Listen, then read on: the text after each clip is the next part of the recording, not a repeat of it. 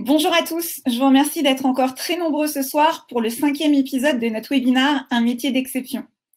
Comme vous le savez, je suis Émilie, la cofondatrice de My Job Glasses, le réseau professionnel facile pour tous les étudiants. Notre but chez My Job Glasses, c'est de vous permettre de rencontrer des professionnels qui vont vous faire découvrir des métiers, sortir des clichés et surtout vous aider à vous projeter dans le monde professionnel. Tout cela grâce à notre réseau de 48 000 professionnels de tous métiers et secteurs qui ont choisi de se rendre disponibles pour échanger avec vous pendant des entretiens informels d'1 heure en tête-à-tête, soit directement dans les locaux de l'entreprise, ou là, avec le Covid-19, pendant le confinement, et afin d'aider un très grand nombre d'entre vous, on avait souhaité lancer un format inédit, vous permettre de rencontrer une personnalité qui vous ferait découvrir son métier d'exception. Alors, on a commencé il y a quelques temps maintenant avec Madame l'ambassadrice de France à l'OTAN. On a ensuite eu la chance d'échanger avec le commandant d'un sous-marin nucléaire lanceur d'engins de la Marine nationale. Ensuite, avec le directeur international marketing de la maison Van Cleef & Arpels. Et la semaine dernière, avec le directeur général délégué d'Ipsos. À chaque fois, vous étiez très nombreux, plus de 1000 participants en moyenne, et vous aviez de très, très nombreuses questions que j'ai pu poser de votre part à nos 4 premiers invités pour leur faire comprendre, pour mieux vous faire comprendre leur mission et leur quotidien. À nouveau ce soir, on a beaucoup de chance puisqu'on a une invitée d'exception. Je suis ravie de vous présenter dans quelques instants le parcours exceptionnel d'Alexandra Palt. Alors, on va découvrir au passage le numéro 1 mondial de la cosmétique et plus précisément, on va parler de RSE, vous faire découvrir aussi les missions de la Fondation L'Oréal et je suis sûre que vous allez découvrir plein d'éléments que vous n'imaginiez même pas. C'est donc un plaisir pour moi d'accueillir aujourd'hui Alexandra Palt, qui est directrice générale de la responsabilité sociétale et environnementale du groupe L'Oréal et également directrice générale de la Fondation L'Oréal. Mais avant de commencer, je vais vous demander juste un tout petit peu de patience pour vous expliquer le déroulé de notre webinaire. Pendant les 30 premières minutes, je vais poser des questions à Alexandra sur son parcours et sur ses missions. Et dans 30 minutes, je me ferai votre interprète. Je lui poserai à mon tour toutes vos questions. Alors, peut-être pas toutes, parce que je vois que vous êtes encore très nombreux ce soir, mais je vais faire mon maximum pour en poser le plus possible. Comme vous le voyez sur la droite de votre écran, vous avez différents onglets. Un chat, si vous avez des questions techniques, ou si vous souhaitez nous transmettre des commentaires. C'est Priscilla et Marion dans l'équipe qui sont là pour vous répondre et vous aider. D'ailleurs, je vous propose de faire un petit test. Est-ce que vous pouvez nous envoyer un petit bonjour pour nous dire que vous êtes là et que ça marche? Également, vous avez un onglet questions dans lequel je vous invite à écrire vos différentes questions pour que je puisse les poser tout à l'heure à notre invité. Vous pouvez les écrire au fur et à mesure des échanges, bien sûr, ou à la fin, et vous verrez qu'il y a un système d'upvote pour faire remonter les questions qui vous intéressent le plus. Pensez bien, pour que je puisse vous présenter, à indiquer en plus de votre question, votre prénom, votre âge et votre formation. Par exemple, Sophie, 23 ans, étudiante en première année de droit à l'Université d'Aix-Marseille. Alors voilà pour ces quelques règles. Nous sommes prêts à aller à la découverte du groupe L'Oréal Fondation en compagnie d'Alexandra Palt. Chère Alexandra, bonjour. Bonjour. Je suis ravie de vous accueillir et au nom de toute l'équipe de My Job Glasses et de tous les jeunes qui sont présents ce soir, je voulais vous remercier sincèrement pour le temps que vous allez nous accorder. Avec grand plaisir. Merci. Je suis sûre que vous allez nous permettre d'y voir beaucoup plus clair sur votre quotidien, nous faire découvrir vos missions et vos enjeux en lien avec la responsabilité sociétale et environnementale, qu'on appellera aussi RSE, et le groupe L'Oréal. Ma première question sera sur votre parcours. Comment on fait pour être aujourd'hui directrice générale de la RSE et directrice générale de la Fondation L'Oréal? Il me semble qu'au départ, vous aviez plutôt fait des études dans le droit et finalement, aujourd'hui, vous en êtes arrivé ici. Est-ce que vous pouvez nous expliquer un petit peu votre parcours? Oui, avec plaisir. Donc, c'est un parcours un peu atypique, vous avez raison, parce que je suis juriste, mais spécialisée en droit de l'homme. Je suis autrichienne, donc j'ai fait mes études à Vienne il y a maintenant quelques temps, mais après, donc je savais toujours que je voulais travailler dans le droit de l'homme, à l'international. J'étais très militante, donc je suis militante de la question féministe, de minorités, ensuite plus largement de la question des droits humains. Et j'ai donc fait un parcours d'abord dans le monde associatif, dans les associations militantes. Donc, j'étais Je travaillais dans différentes ONG. Je fais un passage en Allemagne chez Amnesty International avant d'arriver en France et travailler pour différentes organisations ici. Et après, j'ai découvert un peu le sujet de grandes entreprises et droits humains et c'était les premières grandes violations aussi de droits humains qui sont devenues publiques par des grandes entreprises dans les années 90, 2000. Et je me suis dit, le premier débat sur quel est le rôle de l'entreprise dans la société mondialisée, globalisée, quelle est, leur responsabilité là-dedans. Et donc, moi, je me suis commencé à intéresser très tôt à la question que quel peut être le rôle de l'entreprise sur les questions sociales, sociétales, environnementales, droits de l'homme.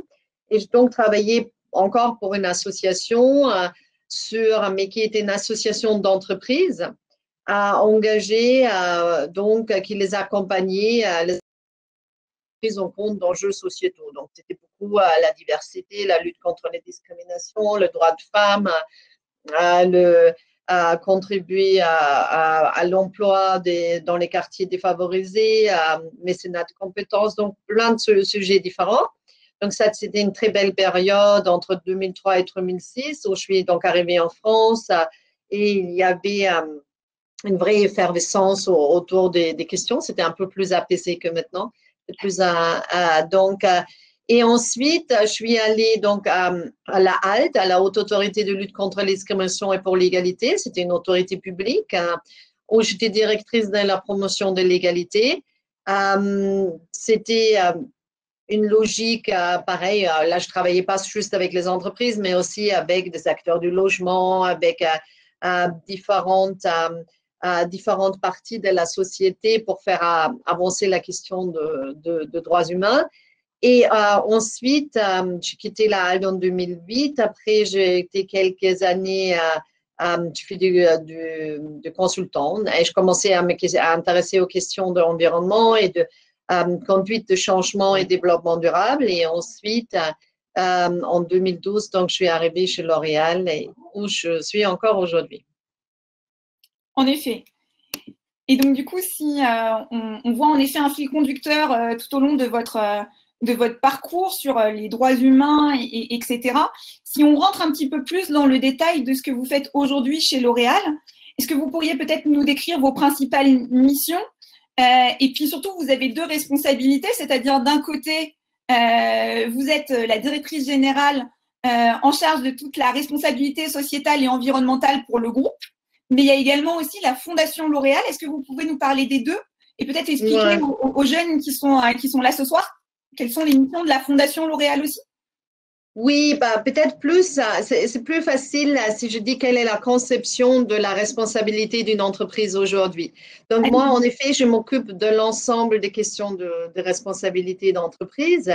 Et donc, qu'est-ce que c'est aujourd'hui? Il y a deux volets. Il y a un volet qui est une transformation de notre métier. Aujourd'hui, toutes les entreprises devraient être conscientes et devraient à s'engager dans une transformation, dans une transition écologique de notre modèle économique. Pour une simple raison qu'il n'y aura pas de développement pour l'entreprise, ni économique ni autre, comme pour nous tous, si on ne s'engage pas dans une transformation profonde de notre manière de faire. Ce qui veut dire pour L'Oréal d'évoluer dans les limites de la planète et ça doit être d'ailleurs, c'est vrai le cas pour tout le monde. Donc, avec des objectifs très, très ambitieux de réduction d'émissions carbone, d'empreinte sur la biodiversité, d'utilisation d'eau, d'utilisation de ressources. Donc, aujourd'hui, bien sûr, à aucun moment on peut dire qu'on est parfait, mais on a vraiment très, très sérieusement entamé cette transformation vers un modèle économique différent. Et donc, ça, c'est une partie de ce qui est aujourd'hui considéré comme notre responsabilité. Et un deuxième, c'est que aussi on veut contribuer aux grands enjeux du monde. Et là, ils sont nombreux, ces grands enjeux, ils sont environnementaux, ils sont sociaux, sociétaux. Et là, il y a différents véhicules que je peux utiliser pour contribuer. Donc, il y a la Fondation L'Oréal. La Fondation L'Oréal qui a une mission de soutenir donc les femmes scientifiques dans le monde. Ensuite, j'ai un autre véhicule à disposition qui a un fonds de dotation pour les femmes très vulnérables, pour soutenir les acteurs de terrain, pour les femmes en situation de grande vulnérabilité, et aussi un véhicule d'investissement environnemental pour la régénération des écosystèmes et l'économie circulaire. Donc, il y a vraiment cet ensemble du dispositif qui est d'une part donc piloté avec nos experts internes, avec toutes les équipes, et c'est ça qui est très intéressant dans mon travail parce qu'il est très, très varié, parce que je m'occupe aussi bien de comment chacune de nos marques va transformer ses produits, va se repositionner, va réinventer le packaging, va réinventer les formules jusqu'à mais aussi des questions donc de droits humains de nos implantations, des questions de achat durable, sourcing inclusif de matières premières partout dans le monde. Donc, c'est vrai que mon activité est extrêmement stimulante et intéressante parce qu'elle est très, très vaste. Très diverse, en effet. Et je crois que vous étiez directement impliqué dans la crise du Covid-19 qu'on vient de connaître. L'Oréal a changé ses lignes de production pour venir aider et faire notamment des gels hydroalcooliques. Est-ce que vous pouvez peut-être nous expliquer comment votre rôle, comment vous êtes venu sur ce projet et comment vous avez pu contribuer à nous aider tous? Bon, je pense donc ça c'est très collectif, hein, parce que je pense qu'il est important de savoir, c'est qu'on n'est jamais, autant qu'individu, on ne fait que, on ne que aussi, on réussit en fonction de son environnement. Donc c'est jamais un tout seul, hein, c'est une équipe. Et là, c'est l'équipe donc des dirigeants de L'Oréal, du comité exécutif, qui dès que le confinement a été donc annoncé en France, on a commencé à travailler sur les besoins et comment on peut répondre à ces besoins dans la société française, mais aussi dans le monde, parce qu'on est implanté partout. Et on a donc élaboré un plan de solidarité avec plusieurs volets. Donc, prendre en compte l'ensemble de notre écosystème, de nos parties prenantes. Donc, il y avait d'une part nos salariés, hein, ça c'est le premier enjeu, c'est de protéger nos salariés, de faire en sorte qu'ils se sentent sécurisés, en sécurité pendant le confinement quant à leur emploi et leurs revenus. Donc, on n'a pas fait appel au chômage partiel ou tout a été géré comme d'habitude. Donc, même les personnes, il y avait plus de 3000 personnes qui étaient à la maison et ne pouvaient pas travailler de la maison, mais il n'y avait aucun impact sur leur revenu. Donc, ça, c'était très important pour nous. Après, il y avait bien sûr pour nos salariés qui venaient au travail dans les usines, parce que, comme vous dites, 70% de nos usines dans le monde ont produit très vite du gel hydroalcoolique. Donc, il fallait aussi créer les conditions pour qu'ils travaillent en parfaite sécurité. Donc, ça, c'était un premier volet. Après, il y a bien sûr nos fournisseurs. Hein. Il y a nos fournisseurs qui ont besoin, parce qu'on a aussi de petits fournisseurs. Donc, on a décidé de faire un paiement au jour comptant, parce que normalement, donc, quand vous travaillez pour une grande entreprise, il y a un délai de paiement. Et nous, on a donc dit pour nos petits fournisseurs, ceux qui pouvaient rencontrer des difficultés, quand on paye au jour comptant, donc immédiatement pour leur garantir la disponibilité de trésorerie dont ils ont besoin. De l'autre côté, pour nos clients, les petites pharmacies, les coiffeurs, on a fait l'inverse. On a dit les créances, ils ne sont pas obligés de payer. On va leur donner des délais plus longs, pareil, pour leur éviter de problèmes de trésorerie. Et on a donc produit dans nos usines du gel hydroalcoolique et on a donné 15 millions d'unités de gel hydroalcoolique, donc 15 millions de petits flacons au plus grand flacon dans les hôpitaux, pour les soignants, dans les EHPAD, autour du monde. Et on a également fait des donations importantes au milieu associatif parce que comme avec la fondation, on est très connecté au secteur associatif, on a très vite compris que pour assurer une continuité de mission, que l'aide alimentaire va être compliquée, tout sera compliqué. Donc, on les a équipés avec du gel, avec des produits d'hygiène, mais également avec des dons financiers pour leur permettre donc de continuer à œuvrer. Et d'ailleurs, c'était très intéressant parce qu'on voyait donc à quel point les petits acteurs de terrain sont importants dans la gestion de ces crises-là. On a également, et je vais m'arrêter là après parce que c'est vrai qu'on a fait beaucoup de choses, mais on a également permis à nos salariés de faire du e-bénévolat. Parce que bien sûr, on avait des salariés à la maison, donc ils voyaient leurs collègues dans les usines, mais qu'ils ne pouvaient pas contribuer parce qu'ils confinés à la maison. Et donc, leur a proposé avec les associations avec lesquelles on a l'habitude de travailler, de faire du bénévolat, notamment du soutien scolaire pour les enfants qui défavorisés, qui ont plus de difficultés à suivre, ou des appels auprès de personnes âgées pour pouvoir répondre à leur envie d'être des acteurs, de contribuer. Ils pouvaient faire des micro-dons, on a soutenu une campagne de sensibilisation aux violences contre les femmes pendant la campagne. Donc, on était très, très mobilisés. Mon rôle dans un plan comme celui-là, c'est bien sûr, dans la stratégie de faire attention que personne ne oublie, parce que chacun de mes collègues a bien sûr un prisme. La personne qui travaille avec les coiffeurs va très bien savoir comment on s'occupe de quels sont leurs besoins. Donc, pour leur réouverture, on leur a mis à disposition des masques, de gel, etc., pour qu'ils puissent rapidement réouvrir. Après, moi, ma préoccupation, c'était de ne pas oublier le plus vulnérable. Donc, de garantir donc aussi notre lien avec les associations. Et après, c'est moi qui suis en charge de l'exécution d'un tel plan après avec le partie prenante. Donc, c'est sympa. Ouais. En effet, et c'est très, très, très divers et avec énormément de choses différentes et d'acteurs différents avec lesquels vous travaillez. Du coup, ma prochaine question, c'était est-ce que vous pourriez nous parler d'une journée type?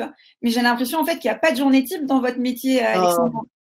Non, il n'y a pas de journée type, sauf qu'il y a beaucoup trop de réunions, maintenant de réunions virtuelles et beaucoup de mails.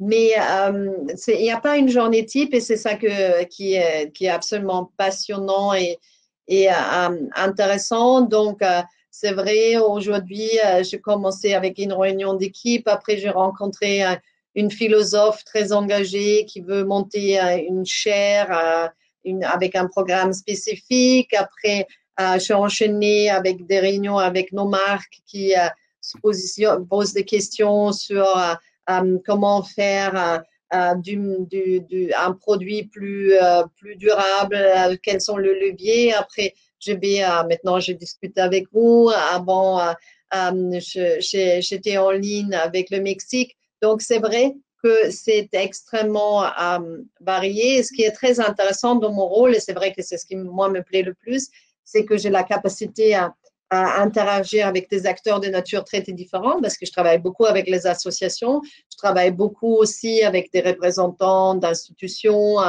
avec d'autres entreprises, avec nos propres équipes. Et donc, ça fait qu'on reste très connecté.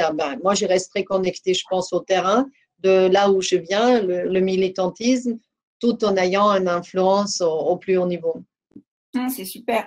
Et peut-être pour comprendre, vous avez donc au niveau du groupe L'Oréal, en ce moment, je sais qu'il n'y a pas trop de voyages puisque bon, on est dans une période un peu compliquée, mais en général, est-ce que vous êtes souvent dans des avions et à être un peu présent sur les différents continents? Comment ça se passe? Moi, c'est vrai qu'il y a une histoire d'émissions carbone, hein. Donc, c'est-à-dire, moi, je ne fais pas le tour du monde plusieurs fois par an, par conviction aussi. Et une deuxième conviction que moi, c'est très important pour moi, un équilibre entre ma vie professionnelle et ma vie personnelle, parce que j'ai encore des enfants qui sont jeunes. Il est important pour moi de ne pas être absente tout le temps. Et donc, pendant le Covid, je dirais, je voyageais tout le 2-3 mois, à 4 jours, et je limite ça à ça. C'est super de pouvoir le faire. Oui, mais beaucoup de choses sont aussi de la nature. C'est des choix aussi qu'on fait. Parce que beaucoup de gens, vous savez, moi, et même, il y a des gens qui disent, oui, mais toi, tu es maintenant tout en haut de la chaîne alimentaire. C'est simple de parler. Non, mais c'est pas complètement ça. C'est parce que c'est aussi des choses que j'ai toujours dit et fait. Moi, j'ai une performance. Je délivre et j'ai une valeur ajoutée pour l'entreprise. Là où je travaille. Et donc, j'estime qu'il est aussi possible de dire et d'affirmer un cadre. Et je n'ai aucun problème quand même des collaborateurs qui viennent de commencer ou qui sont très jeunes.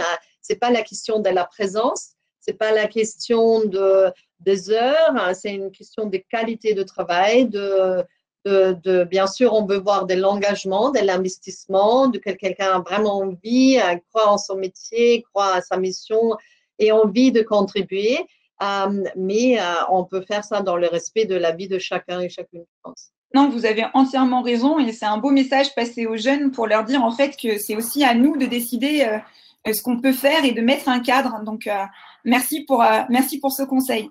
J'avais une question qu'on aime beaucoup poser chez Major Glasses parce que vous savez qu'on fait le tour des écoles, des universités, des IUT, des BTS pour former les jeunes au réseau et on leur dit toujours quand vous allez voir un professionnel, pensez bien à poser la question à la fois de qu'est-ce qui les passionne dans leur métier, mais de bien comprendre aussi ce qui est plus compliqué ou contraignant, parce que le métier parfait n'existe pas. Le côté tout paillette, c'est pas la réalité des choses, et donc on les encourage à comprendre en fait les côtés positifs et négatifs de chaque métier. Vous semblez avoir un métier un peu rêvé. En plus, tous les jeunes aujourd'hui cherchent à avoir un métier qui fait du sens. Votre métier fait du sens. C'est quoi les côtés super de votre métier et c'est quoi les côtés un petit peu plus difficiles? Bah, ça dépend, c'est aussi une question de personnalité. C'est un métier maintenant plus, parce que c'est vrai que chez L'Oréal, c'est tellement rentré dans la culture, donc tout le monde adhère à notre politique de développement durable, tout le monde veut faire ça. Mais les premières années, c'était aussi de convaincre, de faire adhérer et donc de s'opposer quelquefois, d'avoir aussi. Donc, c'est pas un métier où on est aimé par tout le monde, hein. Maintenant, je pense dans la prochaine génération, ça va changer parce que moi, j'ai déjà vu le changement, hein.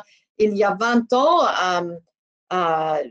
j'ai agacé les gens avec ma vue sur ma perspective sur le développement durable, la RSE, sur tout ce que l'entreprise devrait faire et ne fait pas encore, etc.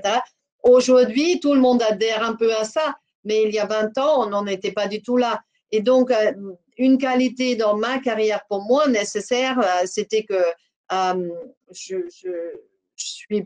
j'avais pas besoin de cette reconnaissance de l'extérieur pour avoir une affirmation, une confirmation de mon point de vue. J'étais assez sûre de ce qu'il fallait faire. Donc, ça, si on n'aime pas trop se battre et si on aime plutôt suivre un peu un fleuve tranquille, c'est pas forcément le bon métier, quoi, parce que là, il faut quand même aller un peu à la bagarre quelquefois.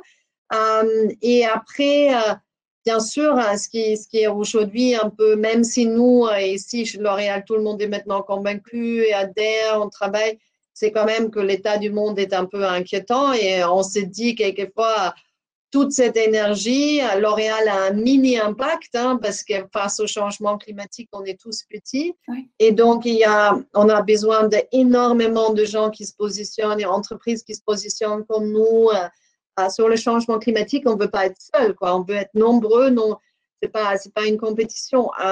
Et c'est vrai que quelquefois, on se dit, on va où? Est-ce on va pas assez vite et donc qu'est-ce qu'on peut faire? On se sent un peu impuissant, bien sûr. Mais ça, c'est peut-être aussi dans d'autres métiers. Pareil. Ok. Avant de prendre les questions des jeunes qui sont très nombreuses, je vois que l'onglet questions se remplit vite. Peut-être un dernier point. Avec le Covid est venue aussi peut-être une crise économique et donc aujourd'hui, de nombreux jeunes ont été touchés directement puisque beaucoup ont perdu des stages, des alternances. Tous ceux qui ont fini leurs études sont en train de se demander mais comment va se passer mon premier emploi, comment je vais faire? Certains sont même prêts à faire 1 an d'études en plus pour commencer un petit peu plus tard. Est-ce que vous avez un message à leur donner à tous ces jeunes qui s'inquiètent un petit peu sur ce qu'ils devraient faire pour des conseils pour pouvoir trouver ce premier job et rentrer sur le marché du travail? Oui, sans vouloir donner l'impression que c'est facile, quoi. C'est-à-dire, c'est une situation difficile, c'est quelque chose où personne n'a du recul, personne n'a l'expérience, comment ça va se passer. On voit quand même partout une reprise qui est plutôt positive. qui est dynamique parce que c'était une crise de l'offre et pas de la demande. Et donc, c'est plutôt une crise. On espère tous que la reprise sera rapide, mais je veux quand même pas donner, je veux pas dire à la légère, il ne faut que, ou il n'y a que à faire ceci ou cela. Cette crise a montré, je pense que ça c'est une leçon de vie et pour nous tous, peu importe quel âge on a, c'était la question de la résilience individuelle et collective. Et malheureusement, en cela, je suis pas super optimiste. Cette résilience-là, va falloir qu'on se prépare tous à l'utiliser encore souvent, je pense, dans les prochaines années, parce que les enjeux environnementaux, les enjeux de la biodiversité vont provoquer d'autres crises qui vont faire qu'on doit avoir une capacité à être résiliente.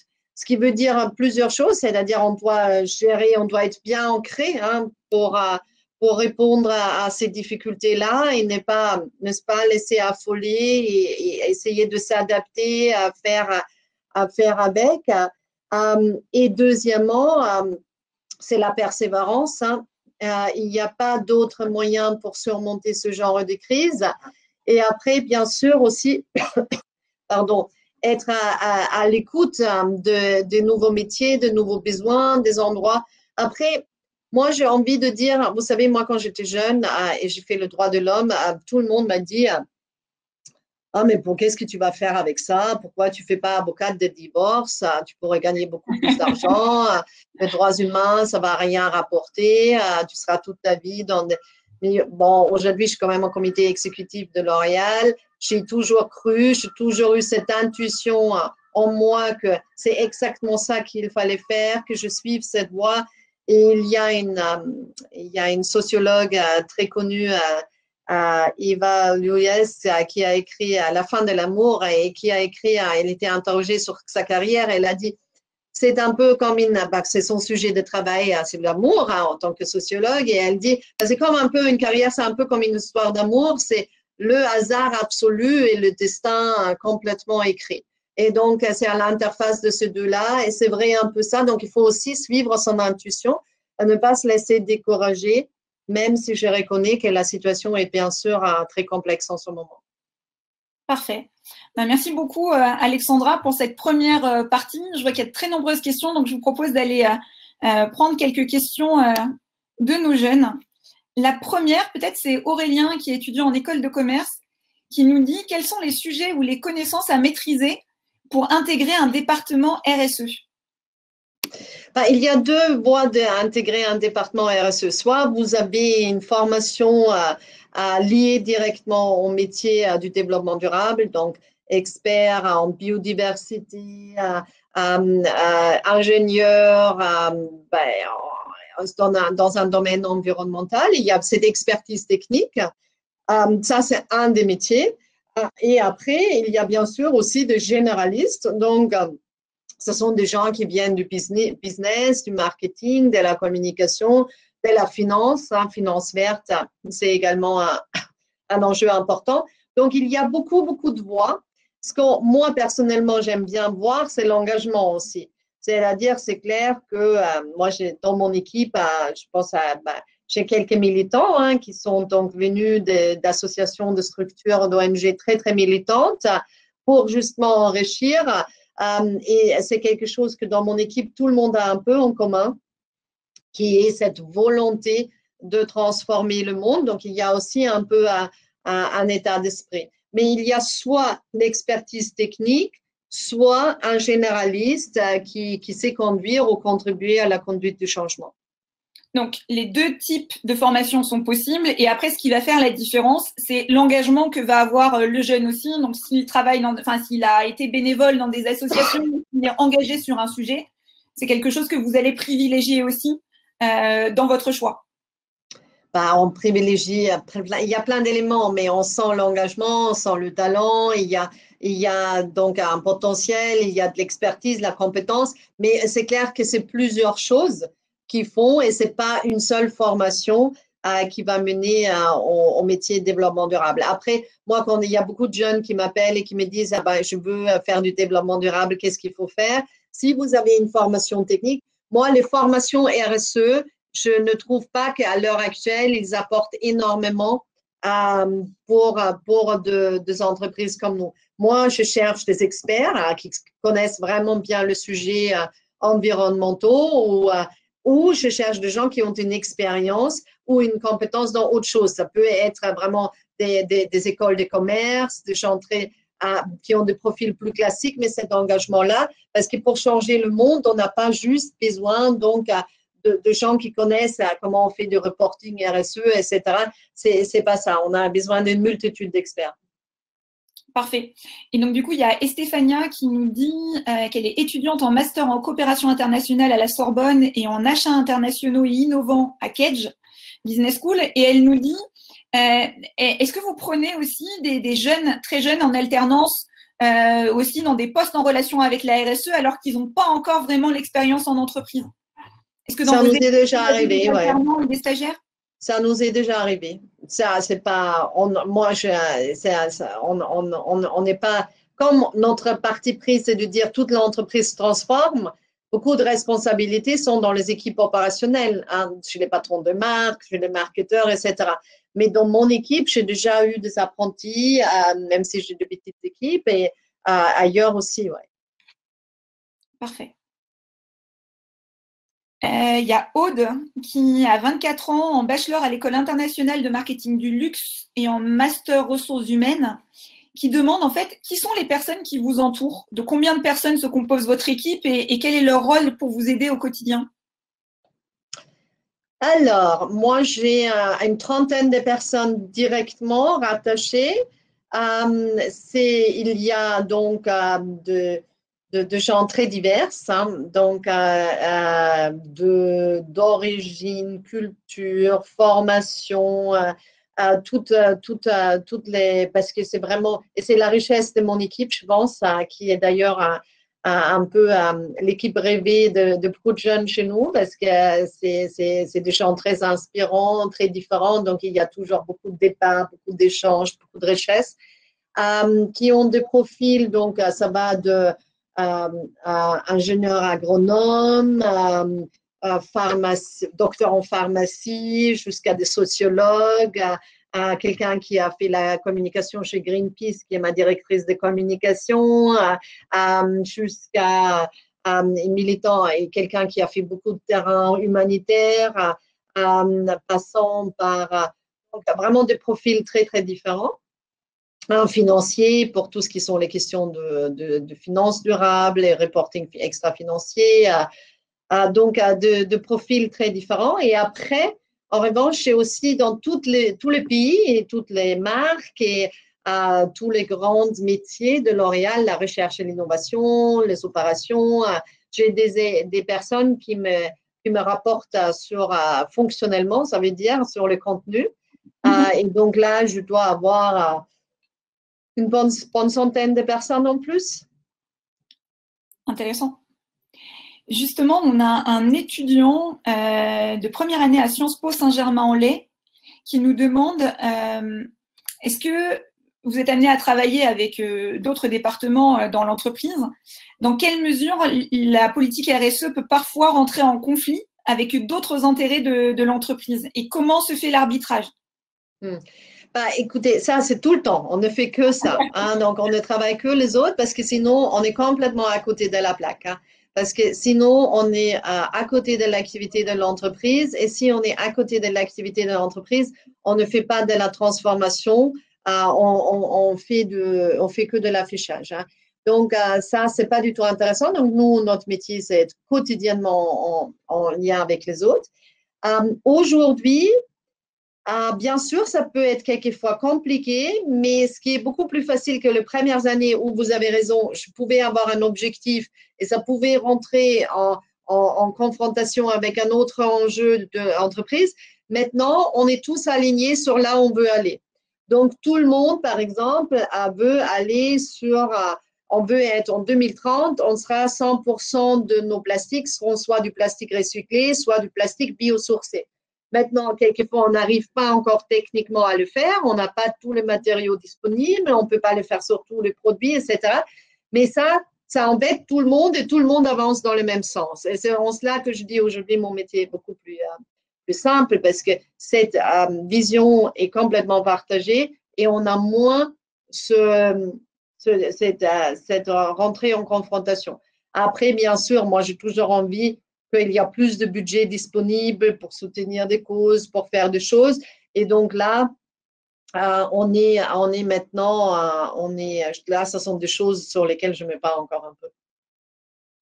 On a des questions liées à l'impact du Covid. Et il y a Julie, 21 ans, qui est en master à l'IESEG, qui nous dit, selon vous, quel impact aura la crise du Covid sur les actions RSE au sein des grands groupes de luxe et plus particulièrement chez L'Oréal?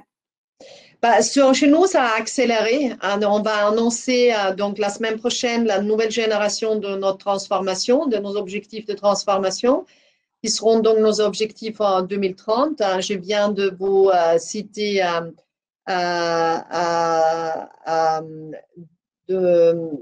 je viens de vous citer l'objectif plastique. Donc, nous, ça a accéléré. Ça a également fait qu'on a mobilisé 150 millions en investissement environnemental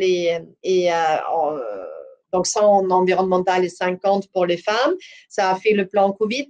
Donc, chez nous, ça a eu un impact d'accélération parce que je pense il y avait quelque chose, il y avait un moment de révélation. Donc, je pense pour beaucoup pendant la crise, on a découvert des choses sur nous-mêmes, sur les autres, etc.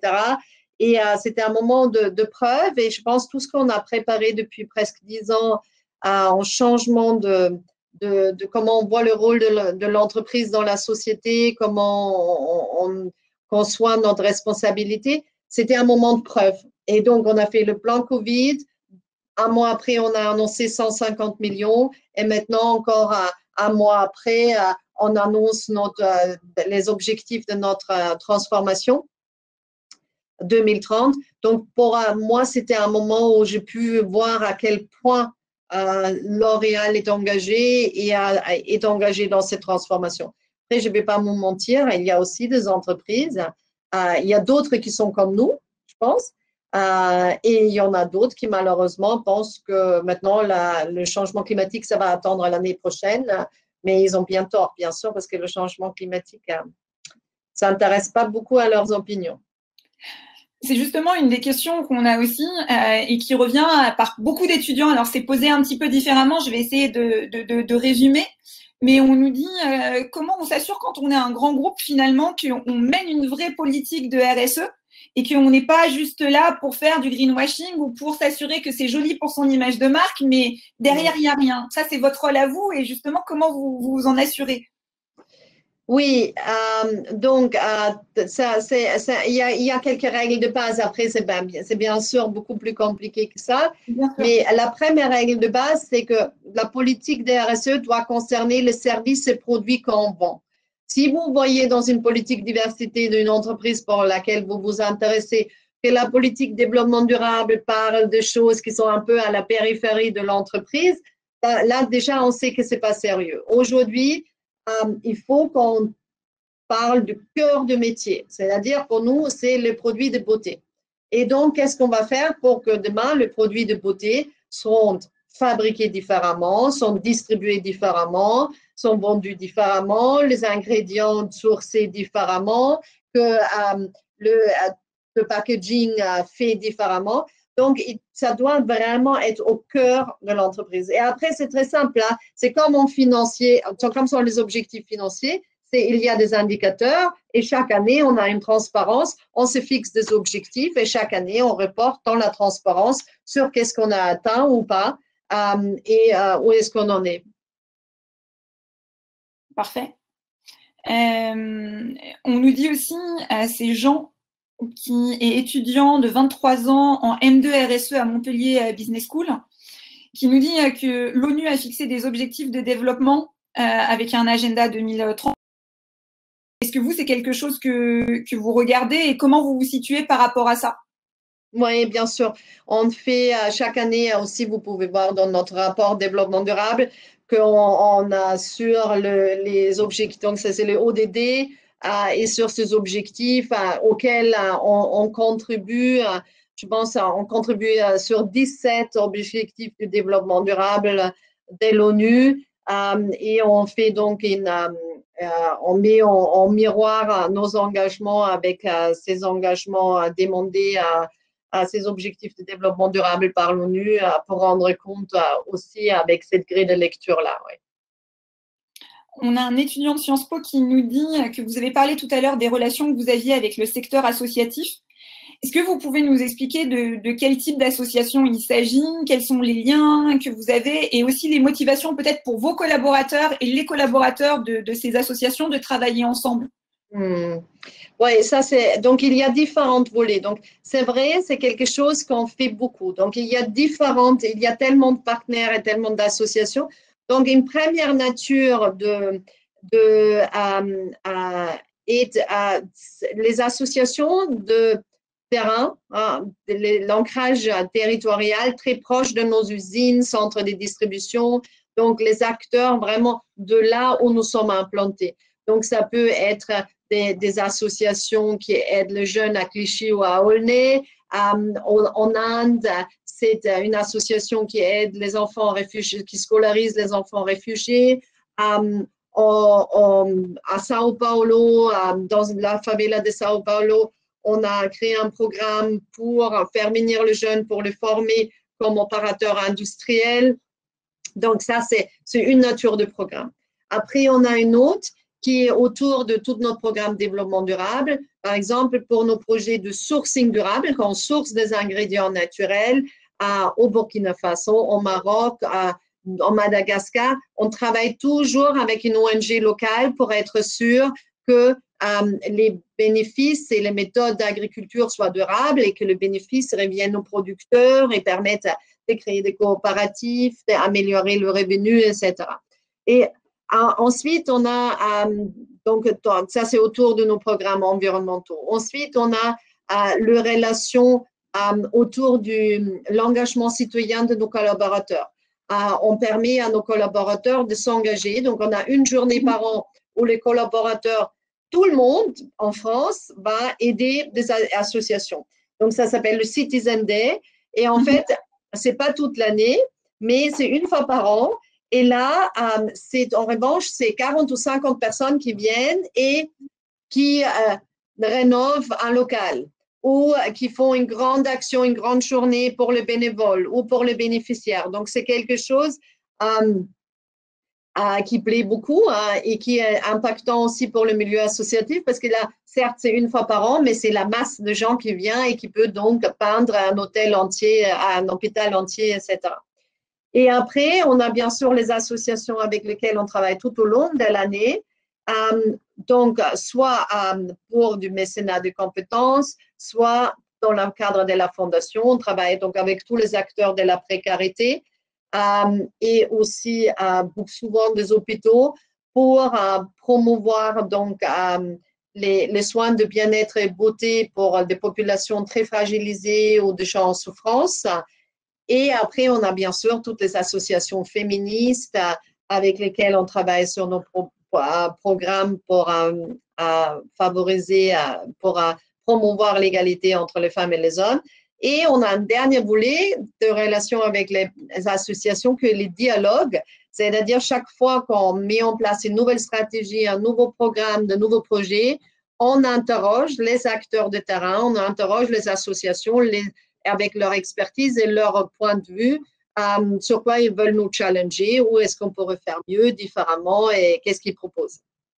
Et s'il y a une nouvelle association que vous connaissez pas, pardon, et qui est intéressée pour travailler avec L'Oréal, elle peut venir contacter la Fondation L'Oréal ou votre équipe. Bien sûr. Et après, on a des lignes, parce que ça, c'est extrêmement important quand on fait mon métier. C'est-à-dire, on ne s'éparpille pas. Donc, nous, on a déjà beaucoup de projets, mais il faut, pour avoir de l'impact, il ne faut pas saupoudrer. Il faut vraiment rester fidèle à ces thématiques d'engagement. Et dans ces thématiques d'engagement, en revanche, on est toujours à la recherche de nouveaux partenaires. Il y a une étudiante de Schema qui nous dit que L'Oréal a proposé un objectif scientifique en matière de carbone et qui prévoit d'atteindre un objectif de neutralité du carbone et de réduire les émissions carbone d'ici 2025. Elle nous dit pour un grand groupe, ce n'est pas facile. Comment allez-vous y arriver et comment allez-vous mettre ça en œuvre? Alors, Donc, il y a différentes choses. Donc, cette étudiante me connaît un peu, donc je vais faire une réponse un peu technique aussi. Donc, il y a en 2025, on a commencé à mesurer, vous savez, c'est les sciences environnementales, c'est pas vieux comme métier, comme connaissance. Donc, en 2005, on a commencé à mesurer notre impact carbone. Et comme tout le monde, on a regardé donc nos émissions de notre activité industrielle notamment. Parce que nous, on produit 80% de nos produits nous-mêmes et on a après des centrales de distribution. Donc ça, dans les mesures de carbone, il y a, et après, ce sont donc, la communauté internationale a commencé à élaborer des protocoles de mesure à émissions CO2 qui a donc mis différentes scopes, on appelle ça. Donc, il y a un premier scope, c'est les émissions qu'on émet directement. La deuxième, c'est l'énergie qu'on achète et là, pour faire fonctionner nos installations, etc. Et le troisième, c'est toutes les émissions qui sont liées à notre activité. Donc, ça veut dire, bon, quand vous prenez une douche chaude avec nos shampoings ou nos gels douche, c'est notre scope 3. Hein? Oui. Et donc, ça, c'est très important à savoir. Donc, nous, ce qu'on a fait, c'est donc en 2009, c'était le premier objectif environnemental, on a dit, on va réduire nos émissions CO2 par rapport à une base de 2005 de 50%. En 2013, on a dit on va faire 60%. La réalité, c'est qu'en 2020, on a fait moins 80% sur le scope 1 et 2. Donc, tout ce qui est sous notre contrôle direct. Donc, on a fait moins 80% sur nos usines et centrales de distribution. Et ça, c'est vrai, ça fait de nous une des entreprises les plus performantes en réduction du carbone. Et en 2025, on sera à zéro carbone, donc à carbone neutre pour tous nos sites. Donc, nos usines de production, nos centrales de distribution, nos bureaux, nos centres de recherche. Mais bon, ça ne suffit pas. Parce que, bon, ça, on peut le faire parce qu'on ne s'approvisionne plus qu'avec de l'énergie renouvelable, parce qu'on a fait beaucoup d'efficacité énergétique, on a mis des innovations quand il faut, etc. Maintenant, le vrai challenge, c'est ce scope 3. Ça veut dire ce que vous consommez, ce que nos fournisseurs consomment, ce que nos transporteurs consomment, etc. Et c'est donc ce scope 3 sur lequel on travaille pour 2030. Et là, on s'est ajouté donc des défis énormes et complémentaires, mais qui sont absolument nécessaires si on veut s'inscrire sur une trajectoire de 1,5 degré. Hein, on sait que le climat ne doit pas se réchauffer plus de 1,5 degré. Bon, on sait déjà qu'on ne va pas l'atteindre, mais nous, on s'impose quand même ça, de dire qu'est-ce qu'on doit faire pour être dans une trajectoire 1,5 degré. Et là, on sait qu'on doit réduire, par exemple, votre consommation d'eau chaude, on doit réussir à le réduire de 25%.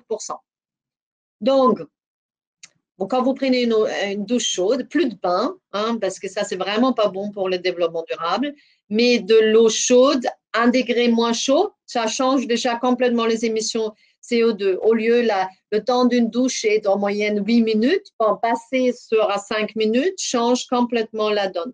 Donc, mais comme tout le monde n'est pas prêt à ça, nous travaillons aussi sur des innovations. Par exemple, comment on appelle ça, dans la douche, là où l'eau sort, ça s'appelle… Hein? Pour les douches. Oui, peut-être c'est ça.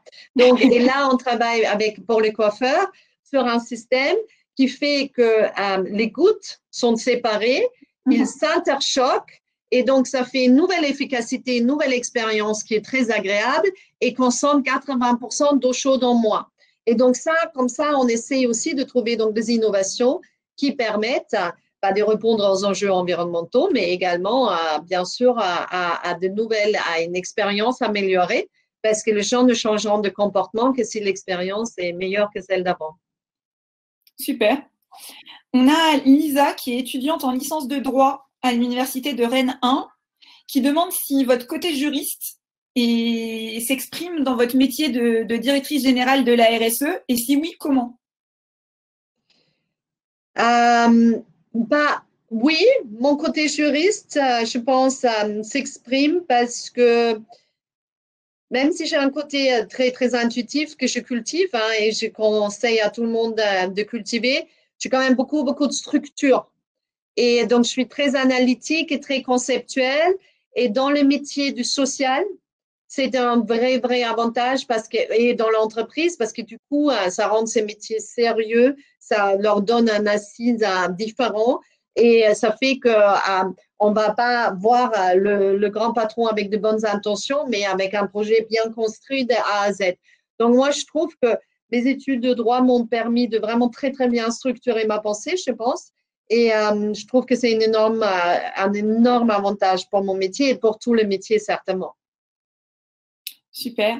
On a Déborah qui a 26 ans et qui est diplômée de Subdeco La Rochelle en RSE et développement durable, qui dit que vous avez évoqué tout à l'heure la nécessité d'une vraie transformation vers un nouveau modèle. Est-ce que chez L'Oréal, vous envisagez de devenir une B Corp? Je ne sais pas si tous les jeunes savent ce que c'est, peut-être que vous pouvez réexpliquer. Euh, le B Corp, c'est une certification qui vient des États-Unis, qui est donnée à certaines entreprises qui s'engagent donc dans une transformation et qui inscrivent la valeur sociétale et environnementale dans le cœur de leur métier. Moi, pour vous dire la vérité, non, pas trop. Mais pas parce qu'on ne pourrait pas le faire, mais parce que je ne vois pas très bien ce que ça nous apporterait en plus. Donc aujourd'hui, on est inscrit dans une telle transformation que toutes ces étiquettes que je peux mettre en plus, qui demandent donc du temps de travail en plus pour remplir le dossier, parce que c'est quand même très administratif, de l'argent que je ne mets pas dans des projets de terrain, je n'ai pas encore complètement compris la valeur ajoutée par rapport à tout ce que nous faisons déjà. Si c'est pour démarrer une transition, une transformation, pourquoi pas? Mais là, le B Corp, c'est pas non plus quelque chose c'est pas quelque chose que le consommateur que lui parle ou qui parlerait aux gens en général. Donc, mais c'est un débat. Il y a des gens dans mon équipe qui ont un autre avis. Peut-être ils me convaincront bientôt, mais pour l'instant, non. On a justement une question d'Axel, qui a 21 ans et qui est étudiante en marketing du luxe à Paris, et qui nous dit est-ce que le développement durable, ce n'est pas plus une tendance qu'une conviction pour les consommateurs, et comment on peut éduquer les clients à un monde plus durable?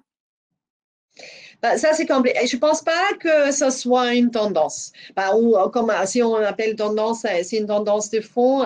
C'est-à-dire, ce qui était intéressant, même pendant le Covid, il y avait quand même dans les études d'opinion 70% de gens partout dans le monde, et ça pouvait même monter plus, qui disaient le changement climatique est au moins aussi important que le Covid. Et donc, ça, c'est quelque chose qu'on n'a pas vu avant. Donc, il y a une prise de conscience. On arrive à un point de bascule.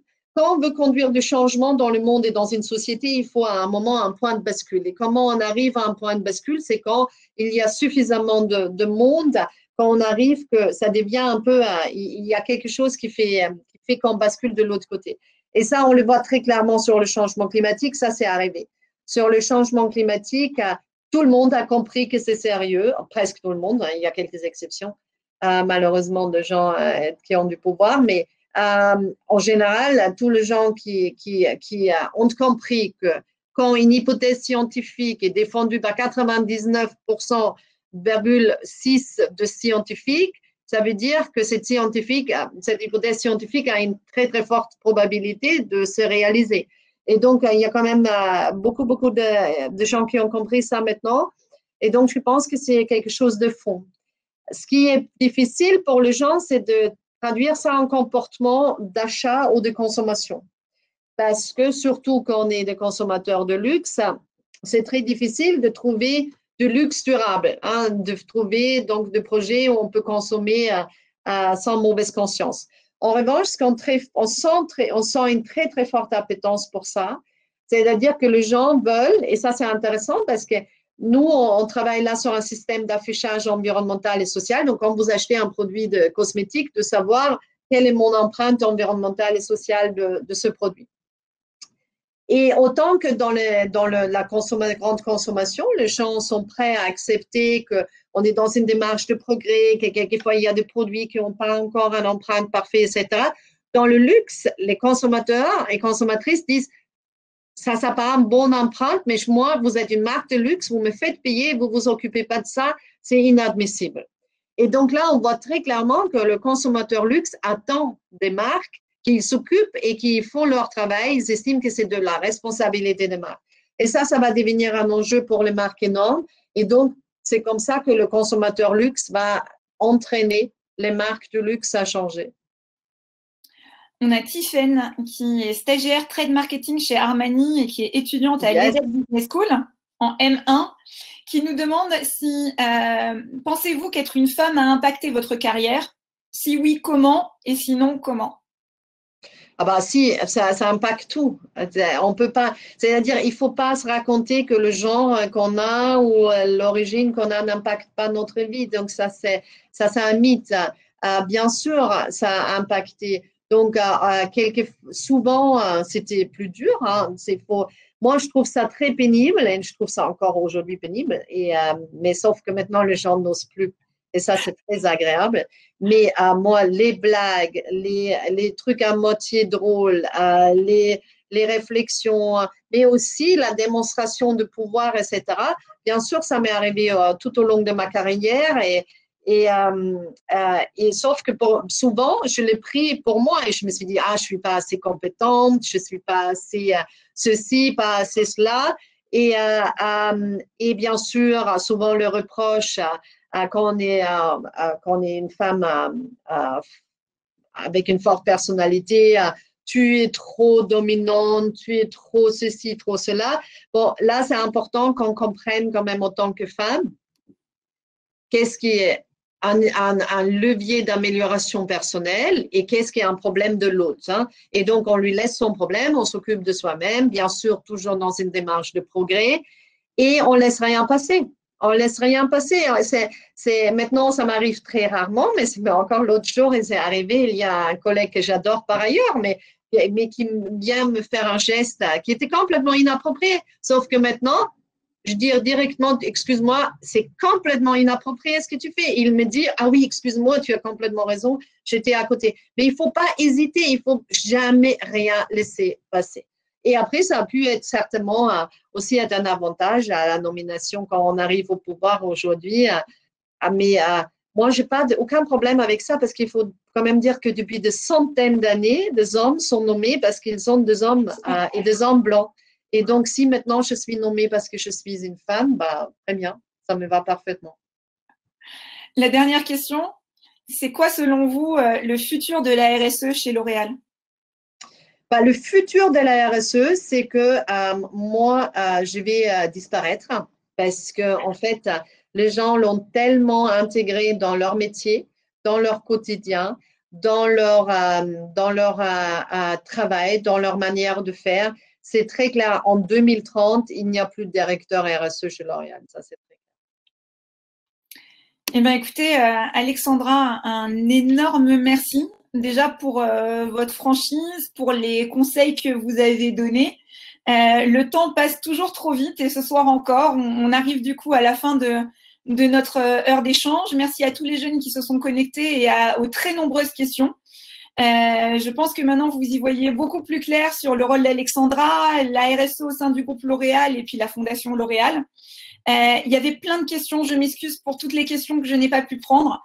La bonne nouvelle, c'est que il y a plein d'ambassadeurs du groupe L'Oréal qui sont présents au quotidien sur My Job Glasses et qui seront ravis justement de poursuivre ces échanges. Vous avez dit que maintenant la RSE était portée par tout le monde. Donc, n'hésitez pas aussi à aller poser des questions sur la RSE aux différents ambassadeurs du groupe L'Oréal. Et je vous souhaite plein de bonnes choses pour la suite. Et je vous donne rendez-vous dans 15 jours, jeudi 2 juillet à 18h, pour un autre invité d'exception, puisqu'on va recevoir Nicolas Damassieux, qui est le directeur de la recherche du groupe Orange. Je vous souhaite à tous une très belle fin de semaine. Je vous dis à dans 15 jours. On vous enverra aussi le lien du replay que vous pourrez partager. Et puis encore un grand, grand merci à Alexandra pour tout ce que vous nous avez partagé. Et puis à dans 15 jours avec Nicolas Damassieux et le groupe Orange. Merci. Merci. Merci, merci.